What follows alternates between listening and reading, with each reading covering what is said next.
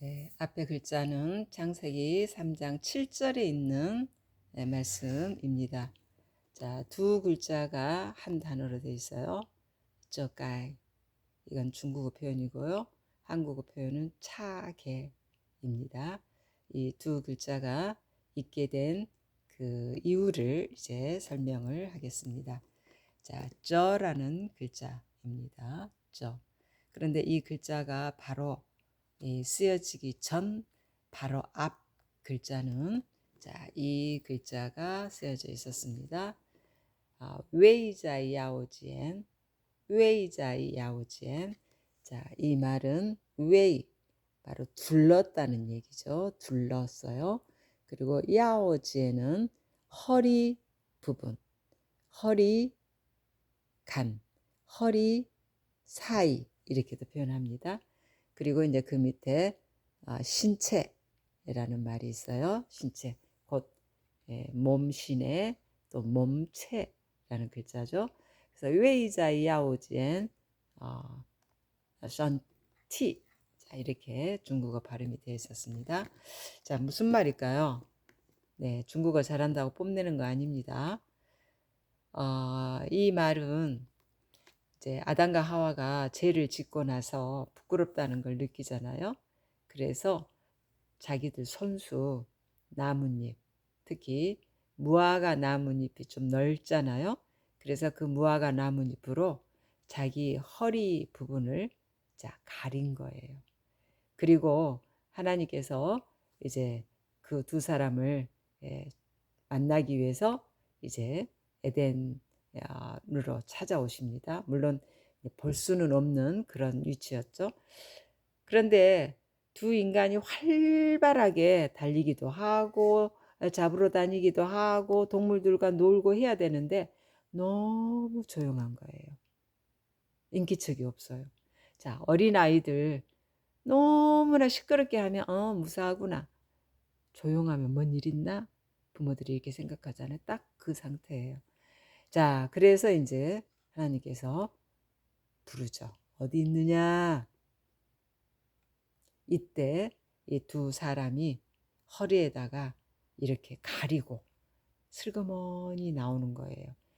그 몸을 가렸다는 이 글자가 저가이, 차게였습니다. 자, 저가이 하니까 당연히 저는 앞부분을 가리고요. 그리고 까이는 뚜껑 쪽을 얘기한단 말입니다. 그거는 이미 이제 알고 있었어요. 그런데 이제 한국어로 이거를 이제 번역을 하고 나니까 차게가 되는 거예요. 차게. 자, 뭔가 옛 생각이 났어요. 옛날에 어릴 때 그 엄마가 누구야? 차게포 좀 갖고 와라. 이렇게 했던 어떤 기억이 떠오르는 거예요. 차게포를 갖고 와라? 차게포. 네. 자, 포라는 글자는 이렇게 했습니다. 자, 옷 이자 변이죠. 그리고 이제 개가 사람 앞에서는 이제 굴복한다는 이런 글자입니다. 자, 그런데 차게포 좀 갖고 와라. 이것이 머릿속에서 떠올라요. 그게 뭘까? 했더니 우리 그 집안 식구들이 밖에 나가서 좀 같이 밥 먹을 시간을 놓치죠. 그러면 그 따뜻한 밥을 먹게 하기 위해서 그 밥그릇에다 밥을 담아서 뚜껑을 덮어서 이불 속에다가 판무도 놓잖아요. 그러면 이제 좀 늦은 시간에 와서 밥을 먹어도 뜨끈뜨끈한 밥을 먹을 수 있잖아요. 그때 그 뚜껑이 뭐라고 불렀는지 혹시 기억나십니까? 복개뚜껑이라 그랬잖아요. 복개뚜껑 덮어서 그 이불 속에다 넣어놔라. 이런 얘기를 들었던 것이 생각이 나는 거예요. 그래서 아하, 저까이 너무나도 익숙하게 알고 있었는데 그게 차개포 그리고 복개뚜껑 뭐 이런 데 쓰였던 말이구나 하는 걸 알았어요. 자, 그런데 이제 하나님께서 결국 그 두 사람을 만나서 묻잖아요. 자, 이 글자입니다. say. 이 말은 한국 표현으로 누가 이 표현이죠. 자, 그러면 이 글자도 좀 재밌는 게요. 자, 일단 말씀언이 있죠. 물으니까 누가 하고 물으니까. 근데 왜 꽁지 짧은 새가 들어가 있을까요? 우리 사랑방에서 공부하던 선비가 밖에서 부시럭거리는 소리가 나는 거예요. 그럴 때 사람인지 동물인지 분간을 못해요. 방에서 이제 책을 보니까. 그럴 때 누구 밖에 있느냐, 누구냐 이렇게 소리를 낸단 말이에요. 그러면 이제 뭐 새라든가 뭐 이렇게 동물이라든가 있다가 사람 목소리가 나니까 이제 그 말썽을 부리려고 했다가 도망을 가잖아요. 요때 부르는 소리였어요. say, say. 그러니까 새가 이렇게 부시럭거릴 수 있다는 그런 얘기였죠. 그래서 이제 하나님께서 누가 너희를 벌거벗었다는 것을 말해주고 누가 너희한테 그 옷을 입으라고 했느냐. 자, 이렇게 묻는 말이었습니다. 자, 그러면 이제 제가 기억 속에서 어렸을 때 엄마가 했던 그 말이 지금 차게포 좀 갖고 와라, 또 포켓뚜껑 덮어라, 뭐 이런 얘기를 기억이 났다 그랬잖아요. 자, 그래서 요즘에 우리가 이제 완전 새로울 신의 그 번역이죠. 새로울 신의 번역으로 우리가 이제 한국어 성경을 본단 말입니다. 지금 현재 한국어 성경은 너무 쉽게 풀이를 해놔 버렸어요.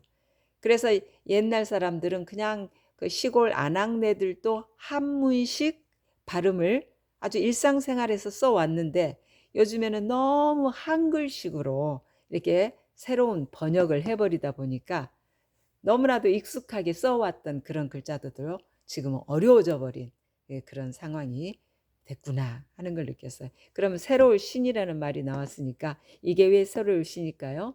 서 있는 나무를 자 도끼를 만났어요. 그러면 이 글자에서는 뭐가 새로울 신일까? 이렇게 생각이 되죠. 그런데 이 다음에 벌어지는 일을 상상을 하셔야 돼요.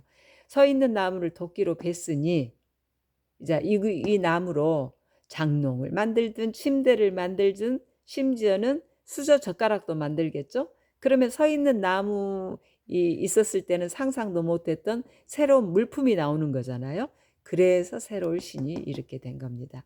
그 다음에 이제 번역이라는 이 번자라는 글자예요. 왜 날개가 있을까요? 새가 공중으로 쫙 올라갔다가 밑으로 팍 숙여서 나르기도 하잖아요. 그래서 물속에 들어있는 그 먹잇감도 이렇게 물속에 팍 들어가서 잡죠. 이걸 말하는 거예요. 정상적으로 올라가기만 하는 그런 새인 줄 알았더니 반대로 밑으로 탁 꽂아서 낳는 그런 상황이란 얘기죠. 네. 그래서 이제 번을 그렇게 썼어요. 그 다음에 역이라는 것은 물론 말씀을 말하자면 쉬운 말로 이제 옮겨 쓴다는 얘기겠죠. 또는 다른 언어로 옮겨 쓰기도 하고요. 근데 그 목적이 뭘까요? 자, 이거는 눈목이라고 보지 마시고요. 목적이라고 보셔야 됩니다. 자, 그 목적은 사람들에게 행복을 주기 위해서죠. 자기가 익숙하게 알고 있는 그 언어로 성서를 읽게 될 때 얼마나 많은 사람들이 행복함을 느낍니까? 자, 그래서 번역의 그 이유가 바로 행복을 주기 위한 것이라는 거죠. 자, 그래서 새로운 신번역으로 우리가 성서를 읽다 보니까 한문을 공부하다 보니까 조금은 좀 아쉽다 하는 걸 느껴요. 네, 옛날에 썼던 그 용어를 그대로 우리가 써왔다면 지금 한문 공부하는 게 그다지 어렵지 않을 것 같다는 생각. 그런데 너무나도 신언어로 바꿔버리니까 조금은 한문을 새롭게 배우는 것이 어려워요. 자, 그래서 이제 우리가 어렵기 때문에 정독을 해야 됩니다. 자주 읽어야 된다는 얘기죠. 자, 그러면 이 정독이라는 독서할 때 독인데요. 독서하는 것이 왜 이렇게 그 매매한다는 말이 이렇게 말씀 원하고 붙었을까요? 자, 많이 독서를 하다 보면 말하자면 남을 가리킬 수 있는 입장이 되잖아요. 그러면 돈이 생길 수 있는 직업을 갖게 되죠. 그러니까 선생님들은 남을 가르쳐 가지고 예, 돈을 버는 그런 상태니까 이 말씀을 많이 배우고 많이 공부하다 보면 자, 돈 벌 수 있는 직업으로 변환할 수 있다는 이런 의미도 바로 독서독에 이렇게 숨어 있더라고요. 자, 그러나 아무리 말하자면 번역을 해도 쉬운 말로 번역을 해도 또 다른 언어로 번역을 해도 본질은 절대 흐트러지지 않는다 하는 근본 본자가 이렇게 나옵니다. 네, 그래서 어릴 때 익숙하게 들었던 그런 용어들이 지금은 정말 새롭게 배워야 되는 네, 이런 어려운 단어인 것처럼 생각했는데 사실은 옛날에 다 들어왔던 소리였다 하는 것을 알게 됐어요.